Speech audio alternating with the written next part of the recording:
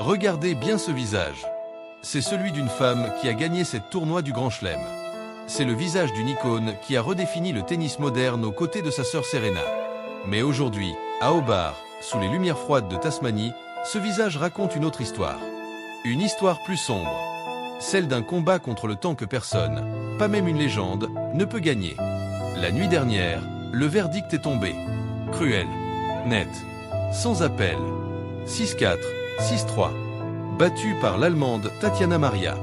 Après Auckland la semaine dernière, c'est la deuxième défaite consécutive au premier tour pour Venus Williams.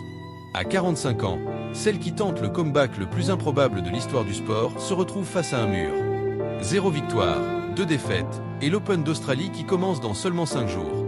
Est-on en train d'assister aux derniers instants d'une reine sur le court? Ou Venus possède-t-elle encore un ultime miracle dans sa raquette? Aujourd'hui, on plonge dans les coulisses de ce retour impossible. Pourquoi s'infliger cela à 45 ans? Qu'est-ce qui a coincé à Hobart? Et surtout, que peut-on espérer pour son 22e Open d'Australie?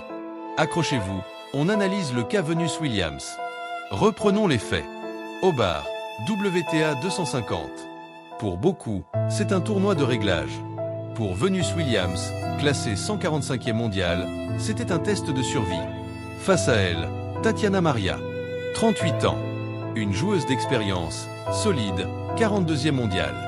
Ce n'était pas un match entre une vétérante et une gamine de 18 ans, mais un duel entre deux femmes qui refusent de dire adieu au circuit. Le score, 6-4, 6-3, ne dit pas tout. Il raconte le manque de rythme. Il raconte ses jambes qui n'arrivent plus à se placer assez vite pour décocher ces coups droits dévastateurs qui faisaient trembler le circuit il y a 10 ans.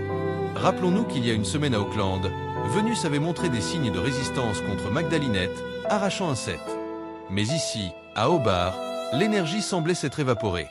Ce retour, entamé à l'été 2025 après 1 an et demi d'absence, ressemble de plus en plus à un chemin de croix. Absente depuis l'US Open, Venus est arrivée en Australie avec une valise pleine d'ambition, mais un réservoir physique désespérément vide. La question brûle les lèvres de tous les observateurs. Pourquoi? Pourquoi continuer à 45 ans, alors que son héritage est déjà gravé dans le marbre? Pour comprendre, il faut regarder le palmarès. Venus Williams, c'est 2 finales à Melbourne. 2003-2017. 2 finales perdues contre sa propre sœur, Serena. Certains disent que Venus joue pour 2 maintenant. Que depuis la retraite de Serena, elle porte seule le nom des Williams sur ses épaules. Mais la réalité est peut-être plus simple. Elle aime le jeu. Elle aime la compétition. Cependant, le tennis professionnel est un sport de gladiateurs. À 45 ans, le corps ne récupère plus de la même façon. Passer de l'été 2025 à aujourd'hui avec seulement une poignée de matchs dans les jambes, c'est comme essayer de courir un marathon avec un sac de sable sur le dos. Retombée au 145e rang, elle dépend désormais des wildcards, invitations, pour entrer dans les grands tableaux.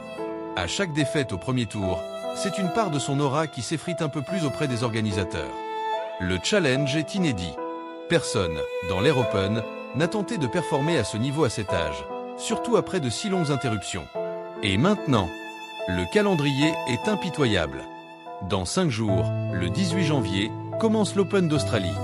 Le premier grand chelem de l'année. Le tournoi où les conditions sont les plus extrêmes. Une chaleur accablante, des matchs au meilleur des 3 sets qui peuvent durer 3 heures. Quelle est la préparation de Venus pour ce choc? 2 matchs, 2 défaites. Aucune victoire de référence en 2026. Pour son 22e Open d'Australie, les parieurs sont pessimistes. Pourtant, le tirage au sort pourrait lui offrir un dernier sursis.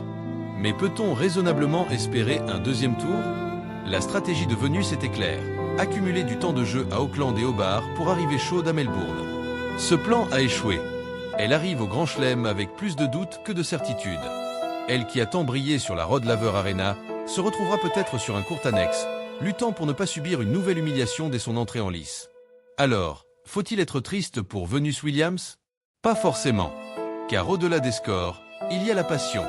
Voir une femme de 45 ans se battre sur chaque balle, refuser de baisser les bras malgré les échecs, c'est une leçon de résilience. Mais le sport de haut niveau n'a pas de mémoire.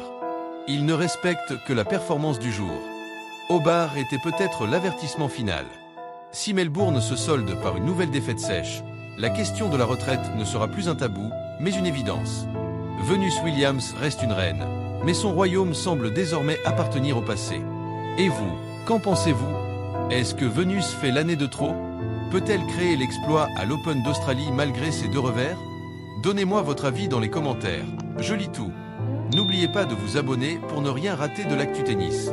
On se retrouve très vite pour le premier tour à Melbourne.